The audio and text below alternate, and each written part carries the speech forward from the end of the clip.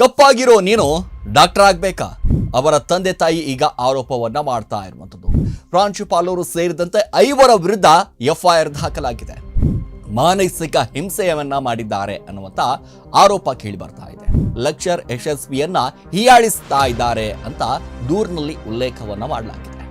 College lecture ಸಾರ್ವಜನಿಕವಾಗಿ ಅವಹೇಳನಕಾರಿಯಾಗಿ ಮಾತುಗಳನ್ನ ಆಡಿದ್ದಾರೆ.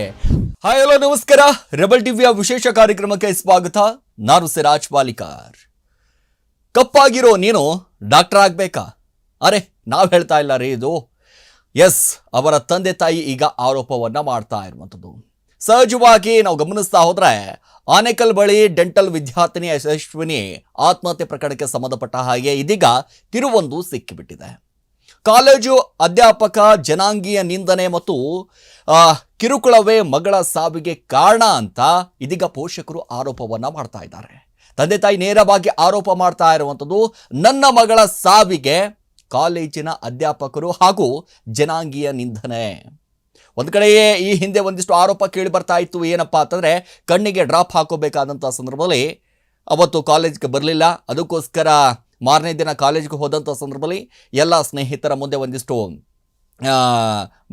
ಅಂದರೆ ಬೇರೆ ರೀತಿಯಾಗಿ ಮಾತಾಡ್ಬಿಟ್ರು. ಕಣ್ಣಿಗೆ ಡ್ರಾಪ್ ಹಾಕೊಂಡು ಒಂದು ಹನಿ ಹಾಕೊಂಡ ಅಥವಾ ಇಡೀ ಬಾಟಲೇ ಹಾಕೊಂಡ ಅನ್ನುವಂಥ ಲೆಕ್ಕಾಚಾರದಲ್ಲೂ ಕೂಡ ಒಂದಿಷ್ಟು ಆರೋಪಗಳು ಕೇಳಿ ಬಂದಿತ್ತು.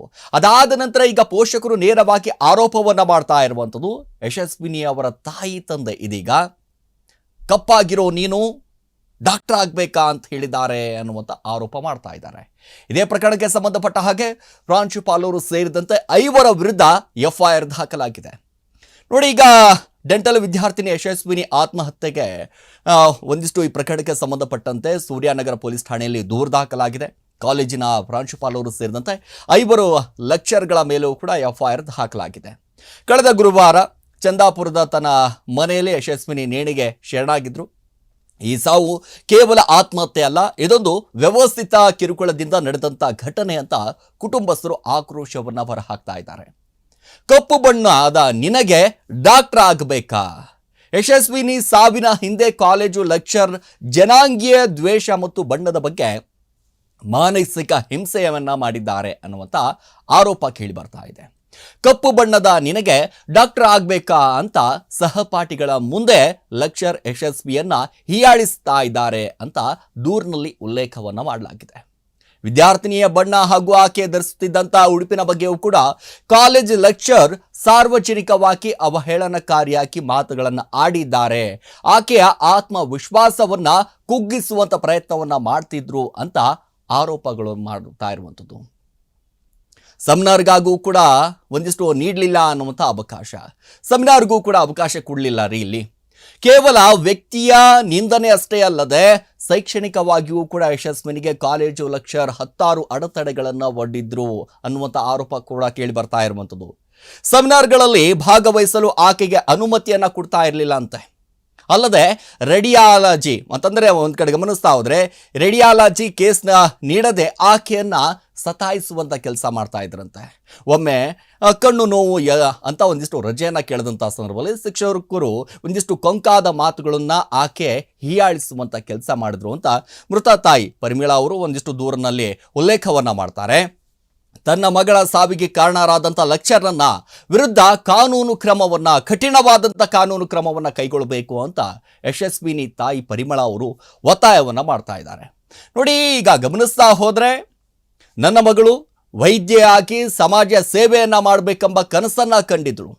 ಆದರೆ ಕಾಲೇಜು ಲೆಕ್ಚರ್ ಆಕೆಯ ಕನಸನ್ನ ಹೊಸಕಿ ಹಾಕುವಂತ ಕೆಲಸವನ್ನ ಮಾಡಿದ್ದಾನೆ.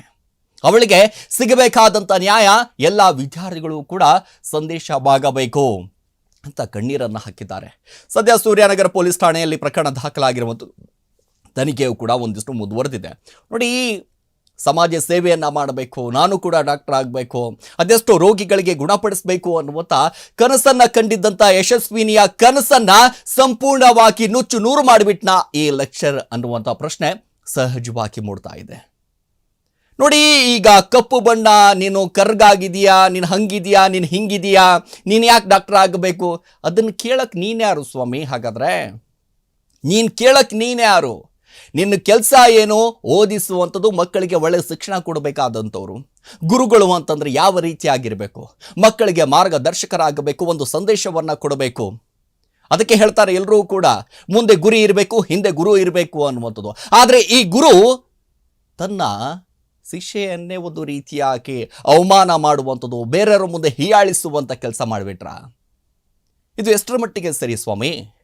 ಸಮಾಜದಲ್ಲಿ ಇತ್ತೀಚೆಗೆ ಹಿಂಗಾಗ್ತಾ ಇದೆ ಅಂತಂದ್ರೆ, ನಮ್ಮ ಮಕ್ಕಳು ಒಂದಿಷ್ಟು ಕರ್ಗಾಗಿದ್ದಾರೆ, ಬೆಳಗಾಗಿದ್ದಾರೆ, ಹೆಂಗೋ ಇದ್ದಾರೆ ಅಂತಂದ್ರೆ ಸಾಕು, ಕೊಂಕಾಗಿ ಮಾತಾಡುವಂಥ ಜನರು ಕೂಡ ಜಾಸ್ತಿ ಇದ್ದಾರೆ. ಕೆಲಸ ಏನಿತ್ತು, ಅವಳು ಕರ್ಗಾಗಿರಲಿ, ಬೆಳಗಾದ್ರೂ ಇರಲಿ, ಹೆಂಗಾದ್ರೂ ಇರಲಿ ಸ್ವಾಮಿ, ಕಾಲೇಜ್ಗೆ ಬರ್ತಾ ಇದ್ರಾ, ಚೆನ್ನಾಗಿ ಓದ್ತಾ ಇದ್ರಾ, ಒಳ್ಳೆ ಸ್ಟೂಡೆಂಟ್ ಆಗಿದ್ರಾ, ಸಾಕಲ್ವಾ? ಆದರೆ ಅದು ಏನಾಗ್ತಾ ಇದೆಯೋ ಗೊತ್ತಿಲ್ಲ. ನೋಡಿ, ಈಗ ಲೆಕ್ಚರ್ ವಿರುದ್ಧ ತಂದೆ ತಾಯಿ ಒಂದಿಷ್ಟು ಆಕ್ರೋಶವನ್ನು ವ್ಯಕ್ತಪಡಿಸ್ತಾ ಇದ್ದಾರೆ.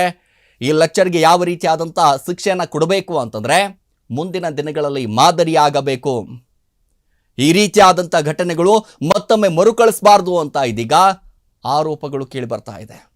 ಒಂದಿಷ್ಟು ಆಕ್ರೋಶವನ್ನು ವ್ಯಕ್ತಪಡಿಸ್ತಾ ಇದ್ದಾರೆ. ಈಗ ಸದ್ಯ ಸೂರ್ಯನಗರ ಪೊಲೀಸ್ ಠಾಣೆಯಲ್ಲಿ ಪ್ರಕರಣ ದಾಖಲಾಗಿದೆ, ತನಿಖೆ ಮುಂದುವರೆದಿದೆ. ಏನಾಯಿತು, ಏನಾಗುತ್ತೆ, ಹಾಗಾದರೆ ಮುಂದೆ ಏನೆಲ್ಲ ಬೆಳವಣಿಗೆ ಆಗಬಹುದು ಅನ್ನೋದನ್ನು ಕಾದು ನೋಡಬೇಕಾಗಿದೆ. ಎಸ್, ಇದಾಗಿತ್ತು ಇವತ್ತಿನ ವಿಶೇಷ. ನಿರಂತರ ಸುದ್ದಿಗಾಗಿ ನೋಡ್ತಾ ಇರಿ ರೆಬೆಲ್ ಟಿವಿ.